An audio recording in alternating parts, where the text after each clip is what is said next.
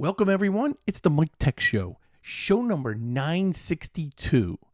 Today is Saturday afternoon, and I'm going to discuss what happened when I was ready to go live on Thursday night. So had an air conditioning issue that got resolved. Stories from the trenches. Lots of little stories, collection that I'm going to talk about. I have 3 listener emails, and then going to talk about the Windows 11 25H2 release. So before we get started, I want to thank Instant House Call for being a sponsor of today's show. Remember, for Instant House Call, if you are a professional, an IT professional, and you need remote support, this is the software. I talk about it all the time. I use it every day to support clients.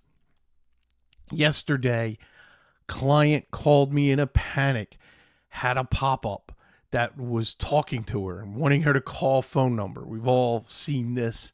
And I was able to quickly remote in because I have unattended access, and I was able to kill that and did a quick cleaning just to make sure nothing was going on, and away she went, and she was happy. So you can invite people to go to a site where you have the download. They could download it and then type in your specialist ID and connect, or you can pre-set up unattended access. So check out Instant House Call. All the details on my website. Just go to MikeTechShow.com and click the Instant House Call button. And that is it. All right. So let's start out with my AC issue. About a half hour let's back up. Let's back up to Monday, because my son and Ryan was down visiting me, and we were watching TV in the living room, and behind us, you could hear this slight drip. And it was really annoying because we couldn't find it because it was behind the wall. And it's like, oh boy, where could water be leaking? And that's where the condenser and everything for the air conditioner. So I opened the closet. There was nothing going on there. And it was bothering me, but then it seemed to like go away. So, okay. Next night, way worse. So I'm hearing this drip, and then I open up the vent and I put my hand in. There's a reason why I'm going over this, because you really need to check this. And it is very wet. So I call my handyman, and he puts a call into the AC company, because I hadn't dealt with them directly, and they're the ones that installed the split mini. If you look over my head where I'm pointing, behind me, that's the company that installed that. And they also helped me with an issue before. This is the main central air for my house here. Well, long story short, Thursday morning, I'm talking to them and scheduling, and they're going to come out Friday morning at 8 a.m. But I'm talking to, I guess, the lead tech or somebody that scheduling, and I put a pot to collect the water because I don't want to turn the air off because it's just too hot down here. And then I put some towels, so at least the dripping can absorb the water. And I get a call a half hour before I'm going live that they can send a tech on the way. And that's when I quickly got online and messaged that, the show's going to be rescheduled for today, for Saturday. The tech was great. Here's what happened. And this happened at my house in Pennsylvania. I don't know if you remember a few years ago when our whole bedroom had to be totally redone because the pan that gets the condensation and collects the water, there's a drain, and that was in our attic in Pennsylvania. And it must have been leaking for a couple years because we don't ever go up there and we didn't even know. And when we knew, when the water came through the ceiling, and when the ceiling falls on top of you when you're laying there. And I remember talking about that. It was disastrous. So this is the same thing. The drain was clogged. If you have any kind of central air conditioning, check that overflow. Check that the water, wherever there's a little pan, and our air conditioner here, the pan is very, very thin. So if that drain gets clogged even the slightest, it's going to build up and overflow, and then that's the drip that we heard. So they flushed the drain. They had a shop vac that they got all of the excess water up. They did a complete test of everything, of the coils and checking the refrigerant and everything. Amazing. They did a phenomenal job. It wasn't a lot of money for the visit, and I am very, very happy because right now, as I'm recording on Saturday afternoon, it's 90 degrees already here, September 20th. So now, quick scheduling update. This is probably the last show of September because next Thursday, my son and my wife are arriving, and they're arriving on Thursday. So I don't want to commit. I will send out a Facebook post and tweet if I can do the show Wednesday night. I just don't know because I got so much going on. But Thursday they arrive because next Sunday, my oldest son and I have tickets to see the Eagles down here play the Buccaneers in Tampa. So looking forward to that. As a matter of fact, a good friend of his is coming from Daytona with his dad, and they're going to spend Saturday night with us, and then we're all going to go to the game on Sunday. So looking forward to that. So anyway, may not be a show until October 2nd. So, all right. So now I want to get into what I've been doing, and a phone hack of a client.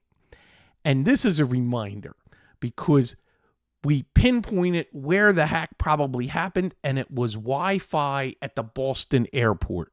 Because after they left the airport, that's when things got wonky the day before. And now the client's getting alerts from a bank, and then you never believe that. And she knew not to click on anything, but called the bank. And yes, there was a request to not only change the password, change the multi-factor authentication, but also they put in for another bank to be able to transfer and put a request in for the transfer. Now, luckily, a transfer of that size, they will hold for 7 days. And so now she's calling, her phone doesn't work. So she's calling from the place she's at, the HOA office. So it takes her an hour to prove that she is who she is. And that was difficult. And then she started calling any financial institution that she deals with as a precaution. She did everything. She did all of this before even calling me. And it was, now here's what is interesting. I jumped into her laptop, went and just checked everything out, making sure everything was clean and everything was good and there's nothing there. But she went to her phone provider and they changed the SIM card because they found that the phone was completely compromised. I don't know the details. She didn't get into what they found, but they issued her a brand new phone number. Now, here's the problem with a new phone number. She's calling her kids, and well, first she texted them, and they don't believe that she has a new number because, hey, we train everybody. Don't you see a text from a strange number, hey, ignore it. Don't, and it's certainly someone saying, hey, this is mom, I got a new phone. Of course, you're not going to believe that. So she has to call people, talk to them, and let them know she has a new number. She also has to change all multi-factor authentication because now it's a new phone number. So that gets very difficult. So she's got to go into, Amazon, her email. And that was two things that I checked. She has 2 email accounts, and she just wanted all the IT stuff taken care of. And so used Instant House Call to connect, and I remoted into, her Gmail account, and I think she had a Comcast account. And so I made sure that everything was cleaned, that there was no forwarding. She had already reset the passwords. So very, very good client that she took care of everything, and still got compromised because she used public Wi-Fi. And that's the lesson here, which is do not use public Wi-Fi. You are vulnerable. All right. I don't think Taz is in the chat, but he purchased something from a Facebook link. No. We don't do that. If you listen to the show, you never purchase anything from Facebook, no matter how legitimate it looks, no matter how good it looks. Now, he thought he was completely scammed. Now, I haven't had a chance to talk to him to get all the details, but he finally did get the product, but it was not of the quality he expected. And that's another thing. I know people, there's stories where they thought they ordered a 6-foot Christmas tree and they got a 6-inch Christmas tree. You must be careful, and please do not purchase anything from social media. Go to a reliable source to make your purchase. So wanted to share that. And as I get more details, I know Taz will, and people who are listening, who's Taz? Taz is my moderator for the chat room on Twitch. And that his name is Michael Cooley. So thank you, Michael, for sharing that. A client called who couldn't get to websites, but I could remote in to the client and their machines, but they couldn't get to a bunch of websites. They could get to a couple. They couldn't get to anything. So an alarm should go off in your head. Boop, boop, boop, boop, boop, boop. That's DNS. So the problem is they're using Optimum internet, and I'm calling them out because I have only a couple clients with Optimum, and they always have problems. They have DNS issues. They have outage issues. Now, you may be sitting there and saying, hey, Mike, I have Optimum and I'm good. See, not all areas are created equal.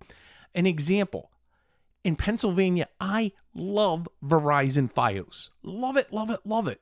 It's great. But there's areas, including this client, where they're located in Jersey, where Fios is horrible. They've had it, and they had to get rid of them. And so it just really depends on your area, and not all things are equal. Like, I have Frontier Fios in Florida, and I love it, love it. The only outage I've had, and I talked about it because I wasn't able to do a show that night, they cut the fiber because they were doing construction outside of our development. And so, hey, cutting the fiber, there's nothing you can do with that. So I had to wait until they got that all taken care of. So I was down for a day, and I had to live off the hotspot of my phone. And that was good. But getting back to the DNS, my son and I remoted into the systems and changed everything to the Google DNS, 8.8.8.8. All of a sudden, websites are working. So clearly, DNS issue.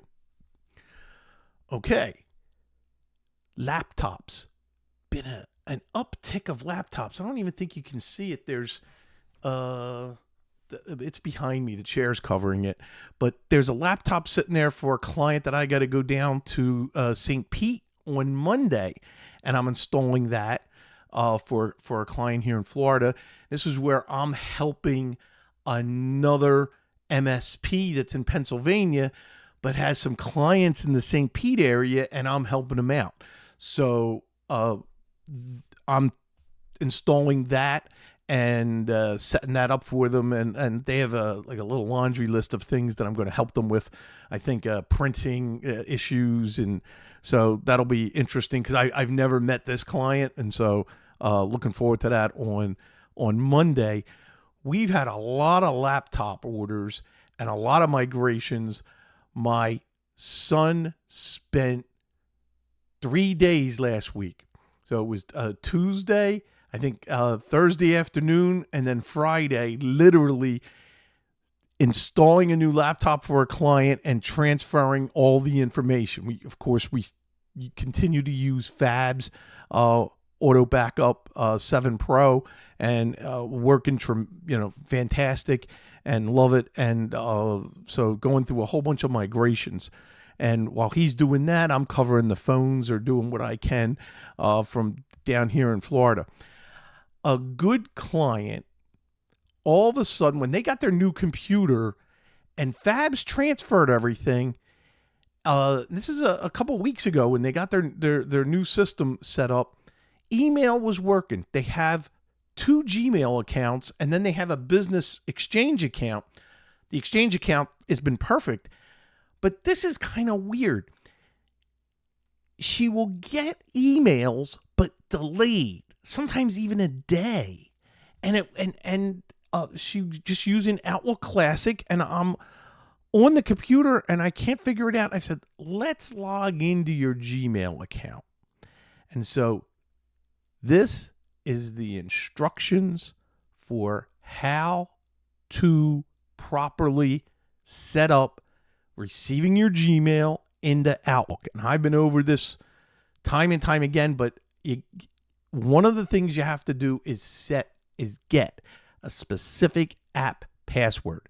I don't know why this worked at one time and set up, and it didn't require the app password.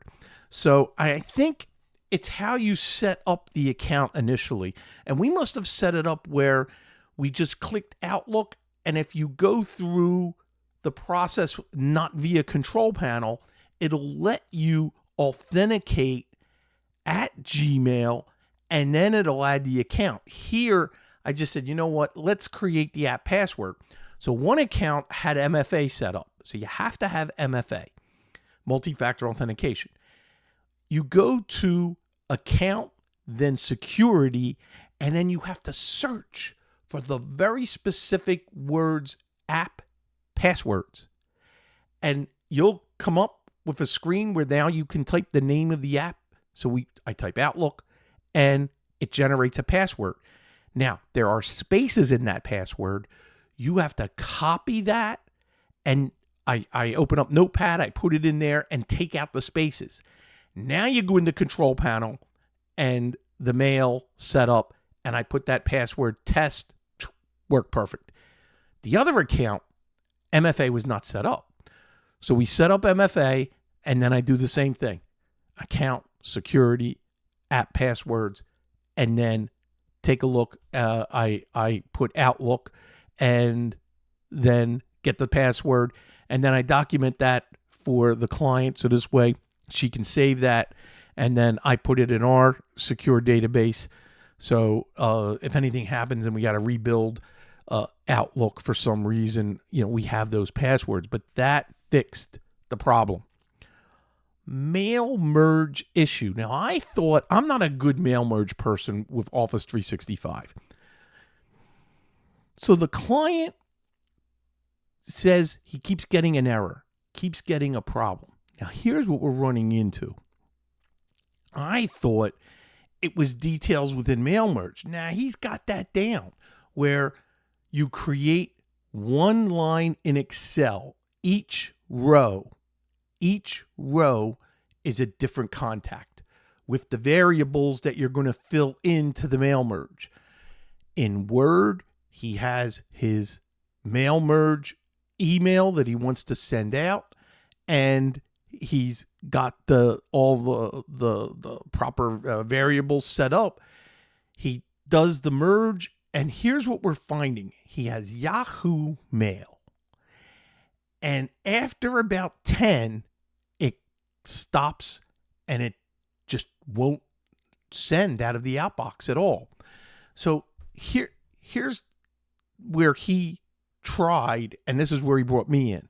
He tried to get an app that will, an Outlook add-in to help him, and it would stop when it would want him to sign in with a business Microsoft account, not a personal. So he typed in his personal with his Outlook email account, and it did not work. And I've seen this before with certain add-ins. So we have an appointment on Wednesday where I'm going to remote in, and he does not have he has a domain, but he's never set up email for that domain. I'm going to have him get a Microsoft 365 business email. He has access to all the DNS in GoDaddy for that domain. And I'm going to have him create one account, which is going to be the business email, then set up all of the DNS. And if you're doing a mail merge and you're sending out lots of mail, you got to make sure 3 things. Maybe 4 here. You got to have a business email account with Microsoft or use a service that you're paying for, like HubSpot, or you're using MailChimp or something like that to do bulk mailing, so you're not going to be identified as a spammer. But if you're doing this from an individual account for your company, you got to make sure that the DNS is set up correctly. You got to have the right SPF record, the DKIM, and the DMARC. And there have been multiple shows that I've done discussing this, and it's easy to find out how to set that up by just, proper searching on the internet. But you want to make sure you have those records defined as no issues. So now he can go forward and start sending out some of the bulk email that he wants to send out. But again, you have no idea the recipient's spam filtering, and there's no guarantee that it's going to get through. So I would love to hear stories about this. If anybody can share, especially the next question coming up, make sure that what did you go through? What have you experienced? And any tricks or tips that we can add to help our clients who are doing legitimate sending out, some bulk emails for marketing purposes, let me know. This is a weird one, and I haven't figured out the past Patch Tuesday Microsoft updates. I have a client that has a laptop that he brings from his office to his home, and he's got a default printer at his home, and he now goes to the office, and this is post update. So this is directly right after the Windows update. Now he can't print because the default printer is still in the wrong place. Even when he tries to pick the printer, sometimes he can't. It can't even do it. When we set the default printer to a printer in the office, or even, hey, let Windows decide. So you can actually go into the settings and let Windows decide which printer you want to print to. Guess what? That didn't fix. He has to pick the default printer at the location he's at, or he can't print. And I couldn't believe this. And I was trying everything. I would empty the queue. I did all the standard things. And this is all post-update. So I didn't want to go through and start uninstalling updates. And what I would like to do is has anyone ran into that problem, especially since the September updates hit. I would love to know, is there a fix? Is there a workaround? I'm betting the house that it is absolutely the update that caused this problem. So, all right. One other story: a peer server kept going offline. Bad UPS. That's another thing. Do as I say, not as I do. When I put a new UPS in, I must go a year from then and put a little tickler in my calendar to to get a new battery, regardless of whether it's working or not, and replace UPS batteries on an annual basis, because I always get burned down the road. And I know what killed this. They had multiple power outages and constantly. So they have to have a UPS, but then the UPS gets killed. So we may even have to be more aggressive with this particular company for the battery replacements. But just another thing to worry about. Check it out. Okay, before we get to email, Windows 11 25H2 is going to hit and drop in October. So what is it? And I made some notes here. It's a handful of functional and visual improvements, but most are shared with 24H2. So I don't think it's major enhancements. The most notable features: a new start menu option, redesigned start menu. They keep messing with the start menu. With a sidebar mobile section for better organization. Well, that's what they say, better organization. Let's see. I'll probably have to figure out how do we disable it. Lock screen improvements, customizable widgets and pinning options, and interface tweaks for more informative lock screen.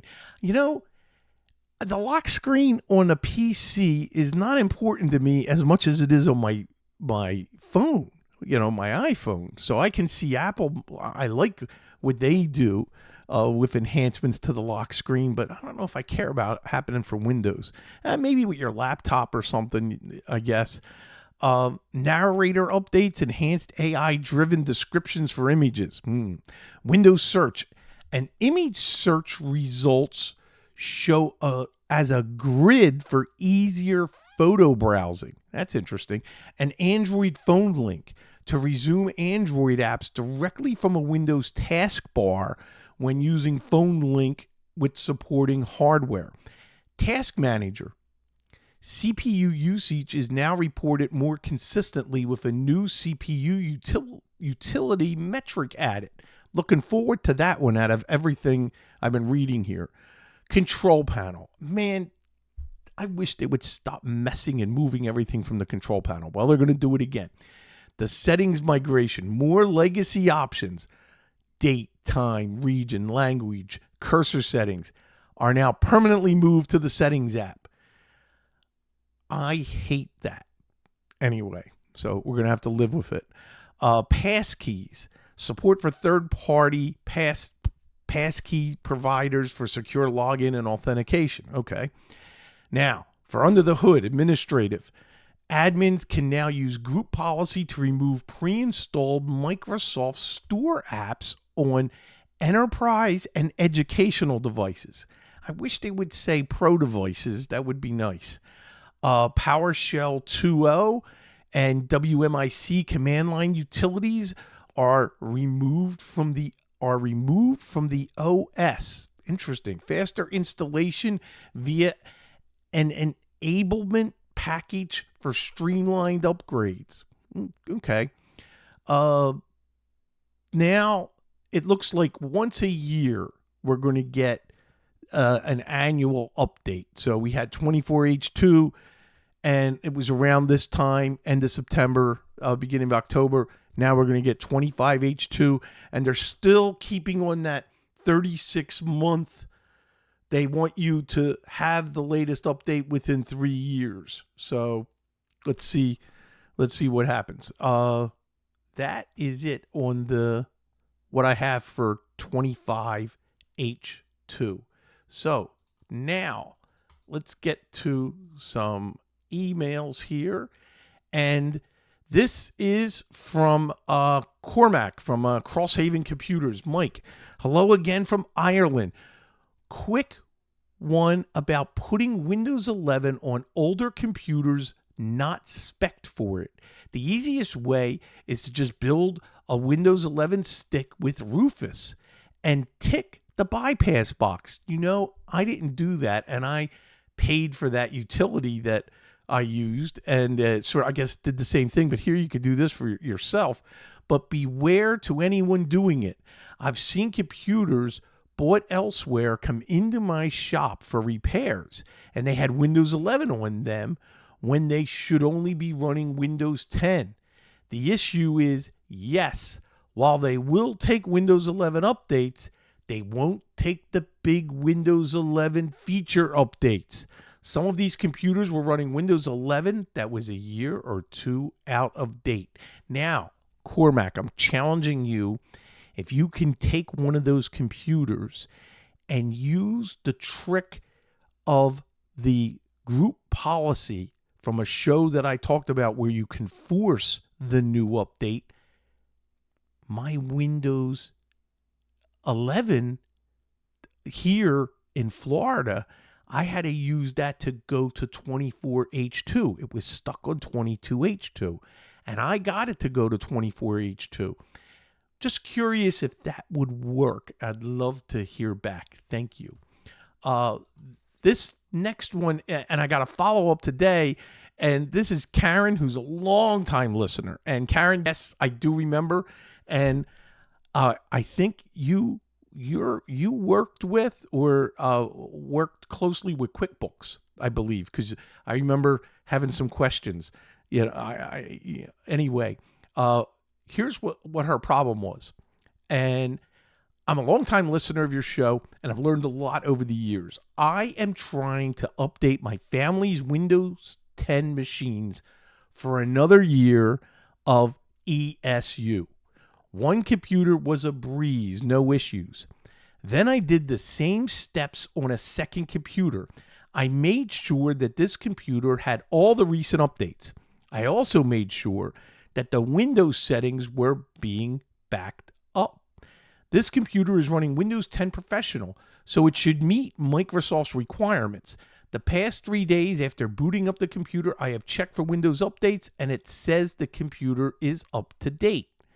Still, no Enroll Now button.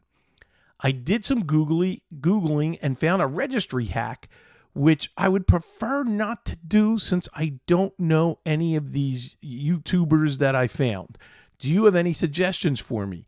And I told Karen I would read this email on Thursday night, and then the Thursday night show got pushed to today, and this morning Karen updated me in case this helps other users.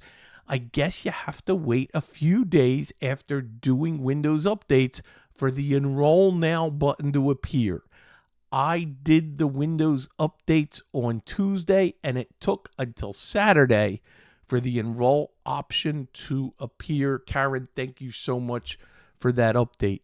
I did get a couple emails, and especially Bob, I want to thank you. He reached out before my last show asking if I had heard that Todd Cochran passed away. And I wrote back and told him, yes, I did hear that. And, he didn't get the podcast until a couple hours ago, so I didn't realize it. And he's like, a couple years ago, I had talked to him. I talked him into buying his Ford Edge, and he still had it. He will be missed. And Bob, I completely agree. Todd, although we only talked a bit, years ago, in the beginning of the first couple years of podcasting, we talked on a regular basis, but I haven't talked to him in so long, probably over a decade, but he was such a valuable part of the podcasting community, and he is sorely missed. And anyway, thanks for everybody was reaching out, letting me know, and that's I hope he rests in peace. And if there's a way to podcast up there, he's going to find it. All right, that's it for today's show. I want to thank everybody for downloading and staying subscribed. Don't forget, you can email me anytime, MikeTechShow@gmail.com. Go to the website, MikeTechShow.com. That's where you're going to find all the show notes for every show. And you're going to find all the links. You're going to find that link to Instant House Call.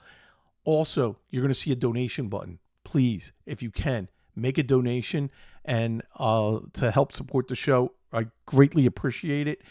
And follow me on YouTube. Click subscribe. YouTube.com/Michael Smith MTS. That's it. I'm not sure if there's going to be a show next week. Hate to be so, not sure, but definitely I will be recording on Thursday night, October 2nd. Thank you. Bye-bye.